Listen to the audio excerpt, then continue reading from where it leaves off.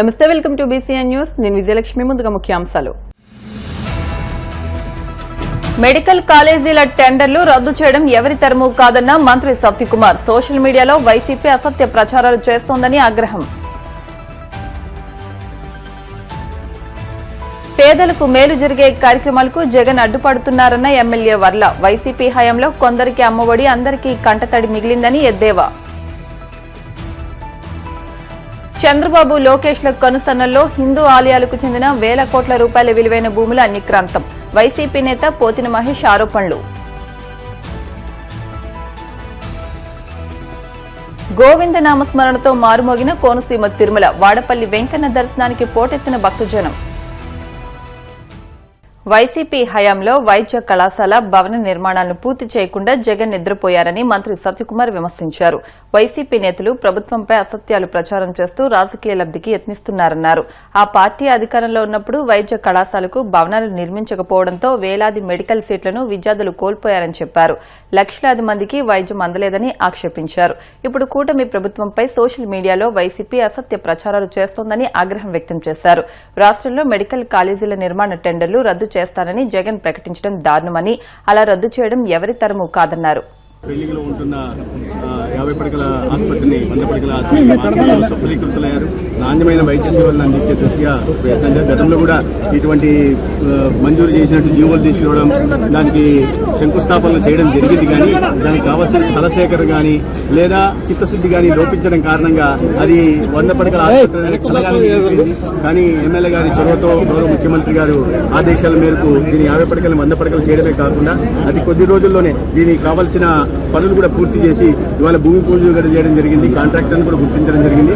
వెంటనే త్వరితగతిన వీటిని పూర్తి చేసి 100 పడకల ఆసుపత్రిని పూర్తి చేసి నియోజకవర్గంలో ప్రజలు ఈ ఆరోగ్య సేవల కోసం విజయవాడ లేదా గుంటూరు లేదా ఇతర ప్రాంతాలకు తరలిపోకుండా నాణ్యమైన వైద్య సేవల్ని అన్ని వసతులతో ఇక్కడే పొందే తుర్కపాలెం గారి మీద ఇప్పుడు కూడా సమీక్ష ఉంది, జరుగుతూ ఉంది. దానికి ప్రధాన కారణం ఏంటంటే చాలా వరకు ఒక్కొక్క వ్యక్తుల్ని సర్వే చేస్తే పరీక్షలు నిర్వహిస్తే చాలా వరకు నాన్ కమ్యూనికబుల్ డిసీజెస్ ఉన్నాయి. లివరు, కిడ్నీల కారణంగా ఈ పరిస్థితులు తేలుతాయి. దాని కారణంగా మెలియో డిసీజ్ రావడం వల్ల ఈ కోమార్బిడిటీ కారణంగా మరణాలు సంభవించాయని డెత్ అనాలిసిస్ రిపోర్ట్ రావాల్సి ఉంది. ఇప్పుడు కూడా దాని మీద సమీక్ష నిర్వహించడం, దానికి ఇప్పటికే ఆలస్యమైంది. దాని గురించి జగన్మోహన్ రెడ్డి గారు ఏం మాట్లాడుతుంది అదే చెప్పాను. ఇప్పుడు సమావేశంలో చెప్పాను. జగన్మోహన్ రెడ్డి గారి కళాశాలను కేంద్ర ప్రభుత్వం మంజూరు చేసింది. తను తెచ్చింది గొప్పగా ఏం లేదు. ఎందుకంటే నరేంద్ర మోడీ గారు ప్రధానమంత్రి అయిన తర్వాత 320 ఉంటున్న మెడికల్ కాలేజీని 780కి సంఖ్య తీసుకెళ్లారు. దాంట్లో భాగంగానే 17 మెడికల్ కాలేజీని 11 మెడికల్ కాలేజీ నబార్డు కింద, 3 సెంట్రల్ స్పాన్సర్ స్కీమ్ కింద, 3 శాస్కీ కింద మంజూరు చేస్తే దాన్ని పూర్తి చేయ 5 సంవత్సరాలు నిద్రపోయిన జగన్మోహన్ రెడ్డి నిన్న ఒక ఆయన మాట్లాడుతున్నాడు.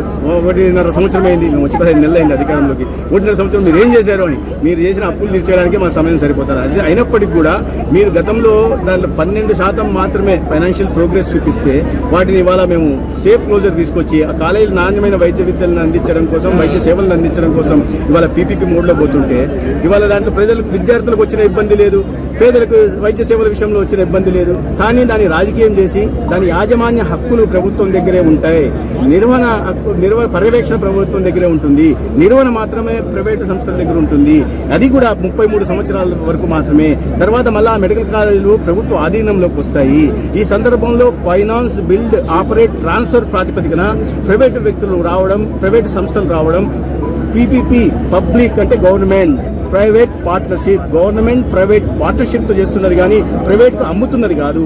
ఆ ఇల్లుని ఎవరైనా బాడికి ఇచ్చారనుకుంటే 2 సంవత్సరాలకి అది అమ్మినట్టు కాదు. 2 సంవత్సరాల తర్వాత 2 సంవత్సరాల సమయంలో దానికి రెంట్ వస్తుంది. 2 సంవత్సరాల తర్వాత మళ్ళా యజమాని దగ్గరికి వస్తుంది. అవగాహన రాహిత్యంతో మాట్లాడుతుండాలి, లేదా అసత్య ప్రచారాల ద్వారా రాజకీయ లబ్ధి పొందాలా, బురద చల్లే ప్రయత్నం చేయాలన్నారు. ఎందుకంటే ఈ కుట్రలు, కుయంత్రాలని ప్రాతిపదిక చేసుకుని వాళ్ళు ప్రతిపక్షంలో ఉన్నారు, అధికారంలోకి వచ్చారు. అధికారంలోకి వచ్చిన తర్వాత ప్రజల్ని మోసం చేశారు.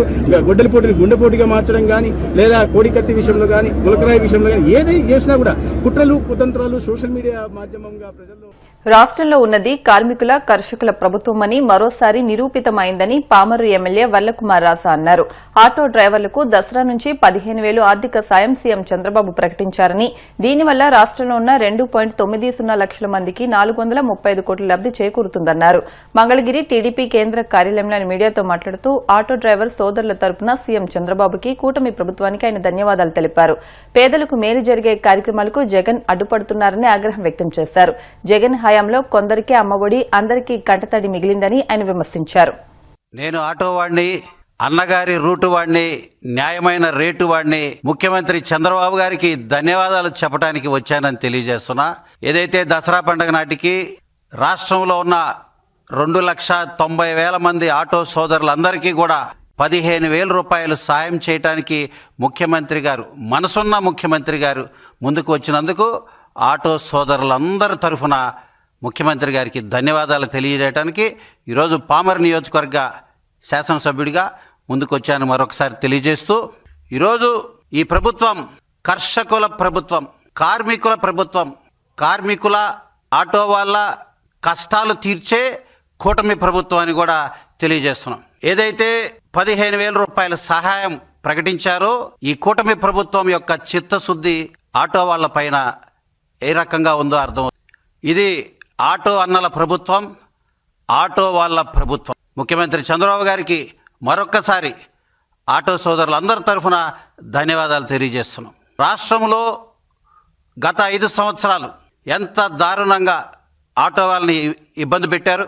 ఒక చేతిలో 10,000 రూపాయలు పెట్టి రెండో చేతిలో 20,000 రూపాయలు లాక్కునే పరిస్థితి, దుస్థితి. గుంతలమయం అయిపోయిన రోడ్లు బాగు చేసే పరిస్థితి గతంలో లేదు. అదేవిధంగా 10,000 వచ్చాయి అనే లోపే రోడ్డు పైన పోలీసు వాళ్ళు ఆపి అర్థం లేని ఫైన్లన్నీ కూడా, అర్థం లేని ట్యాక్సులన్నీ వేసి ఆ రోజు లాక్కునే పరిస్థితి. కానీ ఈరోజు ముఖ్యమంత్రి చంద్రబాబు గారు మొత్తం R&B రోడ్లు గుంతలు పూడ్చడం కానీ, రహదారులన్నీ కూడా మళ్ళీ పునర్నిర్మాణం చేయటం కానీ, అదేవిధంగా దసరా పండగకి మాకు ఈ తీపి కబురు అందించడం ఆటో సోదరులందరి తరఫున ముఖ్యమంత్రి గారికి మరొకసారి ధన్యవాదాలు తెలియజేస్తూ, ఏదైతే విషం చిమ్మే విపక్ష నేత జగన్ రెడ్డి గారికి సూటి ప్రశ్న. ఇప్పటికే ఈ విపక్ష నేత జగన్ రెడ్డి గారు ఇరిటేషన్లో, ఫ్రస్ట్రేషన్లో లిమిటేషన్స్ దాటిపోతున్నాడు. మాజీ ముఖ్యమంత్రి జగన్ రెడ్డి గారు లిమిటేషన్స్ దాటిపోతున్నాడు, ఫ్రస్ట్రేషన్ పీక్స్కి వెళ్ళిపోయి. దాంట్లో భాగంగానే ముఖ్యమంత్రి గారిని, తండ్రి వయసున్న ముఖ్యమంత్రి గారిని నిన్న ఆ రకంగా దుర్భాషలాడటం. నేను జగన్ రెడ్డి గారికి సూటి ప్రశ్న వేస్తున్నా. ఈరోజు ఆటో వాళ్ళకి 15,000 రూపాయలు ఇస్తానని చంద్రబాబు గారు ప్రకటించటం తప్ప? ఆటో వాళ్ళకి 15,000 ఇవ్వద్దంటారా జగన్ రెడ్డి గారని నేను సూటి ప్రశ్న వేస్తున్నా. అంతేకాదు సూపర్ 6 సూపర్ హిట్ అయిన పథకాలని ఇవ్వటం తప్ప? జగన్ రెడ్డి గారు సమాధానం చెప్పండి. టెన్షన్గా పెన్షన్ 1వ తారీఖున తలుపు కొట్టి మరీ ఉదయం కోడి కూసే ముందే, కోడి కూసే లోపే అందించే బ్రహ్మాండమైన పరిస్థితులు ఈరోజు రాష్ట్రంలో ఉన్నాయి. అది తప్ప? సూపర్ 6 పెన్షన్ ఇవ్వటం తప్ప అని నేను ప్రశ్నిస్తున్నా జగన్ రెడ్డి గారు. సీఎం చంద్రబాబు, మంత్రి నారా లోకేష్ల కనుసన్నల్లో రాష్ట్రంలో హిందూ ఆలయాలకు చెందిన వేల కోట్ల రూపాయల విలువైన భూములను అన్యక్రాంతం చేస్తున్నారని వైసీపీ గుంటూరు పార్లమెంట్ నియోజకవర్గ పరిశీలకులు పోతిన మహేష్ మండిపడ్డారు. తాడేపల్లి వైసీపీ కేంద్ర కార్యాలయంలో ఆయన మీడియాతో మాట్లాడుతూ, కేవలం వారం రోజుల్లోనే ఏకంగా 1,500 కోట్ల విలువైన ఆలయ భూములు కావలసిన వారికి దోచిపెట్టే ప్రయత్నం చేస్తున్నారని ఆగ్రహం వ్యక్తం చేశారు. హిందూ ధర్మాన్ని కాపాడటమే తన ధ్యేయమని చెప్పుకునే డిప్యూటీ సీఎం పవన్ కళ్యాణ్ ఈ ఆలయ భూముల దోపిడీపై ఎందుకు మౌనంగా ఉన్నారని ప్రశ్నించారు. ఇదేనా సనాతన ధర్మాన్ని కాపాడటమంటే అని నిలదీశారు. దేవాలయాల భూములకి కాపలాగా ఉండాల్సినటువంటి రాష్ట్ర ప్రభుత్వం ఈ రోజున ఆ భూముల్ని ఇష్టానుసారం కాజేసి వేల కోట్ల రూపాయలు సంపాదించాలనే ఒక ఆలోచనతో అడ్డగోలు జీవోలు జారీ చేస్తూ ఉంది. మనం చూస్తూ ఉన్నాం, కూటమి అధికారంలోకి వచ్చిన దగ్గర నుంచి అనేక ప్రధాన దేవాలయాల్లో వరుసగా అపచారాలు పక్కన జరుగుతూ ఉన్నాయి. మరొక పక్కన దేవుడు మాన్యాలకి రక్షణ లేకుండా పోయింది. ఆలయాల భూముల్ని రక్షించాల్సినటువంటి ప్రభుత్వమే కాజేస్తూ ఉంటే ఇంకా రాష్ట్రంలో సామాన్య ప్రజల భూములకి రక్షణ దొరుకుతుందా? అసలు రక్షణ దొరుకుతుందా? ఈ వారం రోజుల్లో దేవాదాయ ధర్మాదాయ శాఖకు చెందినటువంటి భూముల్ని సుమారు 1,500 కోట్ల రూపాయల భూముల్ని కొట్టేసేలాగా జీవోలు జారీ చేశారు చంద్రబాబు, పవన్ కళ్యాణ్ గారుల. వారం రోజుల్లో 1,500 కోట్ల రూపాయలకి పైగా దేవుడి భూముల్ని, దేవుడి డబ్బుల్ని కొట్టేసేటువంటి జీవోల్ని జారీ చంద్రబాబు గారు, పవన్ కళ్యాణ్ గారుల కూటమి ప్రభుత్వం.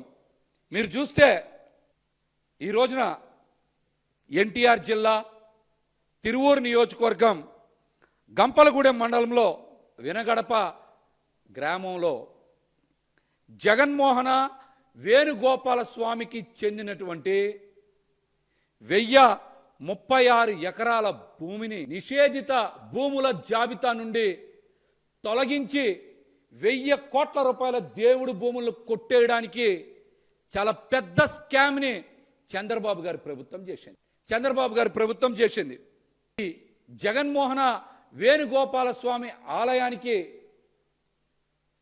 1036 ఎకరాల ఈ భూమి ప్రభుత్వం కూడా గతంలో స్వాధీనం చేసుకుంది. దానికి టాస్టిక్ ఎలవెన్స్ కూడా చెల్లిస్తూ ఉంది. అయినప్పటికీ ఎందుకు మీరు 1036 ఎకరాల భూముల్ని నిషేధిత జాబితాలో తొలగించారో, దేవుడు మాన్యానికి ఎందుకు ఎసరు పెట్టారో, ఎవరికి ప్రయోజనాలు కల్పించడానికి ఈ 1000 కోట్ల రూపాయల భూముల్ని నిషేధిత జాబితాలో నుంచి తొలగించారో చంద్రబాబు నాయుడు గారు, పవన్ కళ్యాణ్ గారు సమాధానం చెప్పాలి. ఇప్పుడు కాసేపు ప్రకటనలు.